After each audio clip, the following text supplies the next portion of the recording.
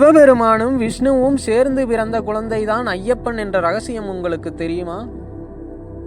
ஒரு காலத்தில் மகிஷி என்ற அரக்கி யாராலும் அழிக்க முடியாத ஒரு வரம் பெற்றாளாம்.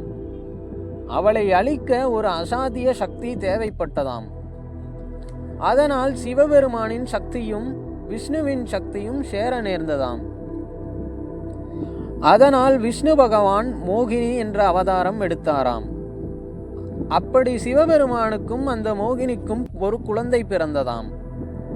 அந்த குழந்தை கழுத்தில் ஒரு ஒளி வீசும் மணியுடன் பிறந்ததால் அக்குழந்தை மணிகண்டன் என்றும் அழைக்கப்பட்டதாம். அந்த குழந்தையே பிற்காலத்தில் ஐயப்பன் என்றும் தர்மசாஸ்தா என்றும் வழிபடப்பட்டாராம். சிவபெருமானும் விஷ்ணுவும் சேர்ந்தே படைக்கப்பட்டதனால் அவர் சைவத்திற்கும் வைணவத்திற்கும் சமமான கடவுளாகவே போற்றப்பட்டாராம். இதுவே ஐயப்பன் உருவெடுத்த வரலாறு என்று புராணங்கள் சொல்கிறது. மறக்காமல் சப்ஸ்கிரைப் செய்துவிட்டு உங்கள் ஆன்மீக நண்பர்களுக்கும் பகிருங்கள்.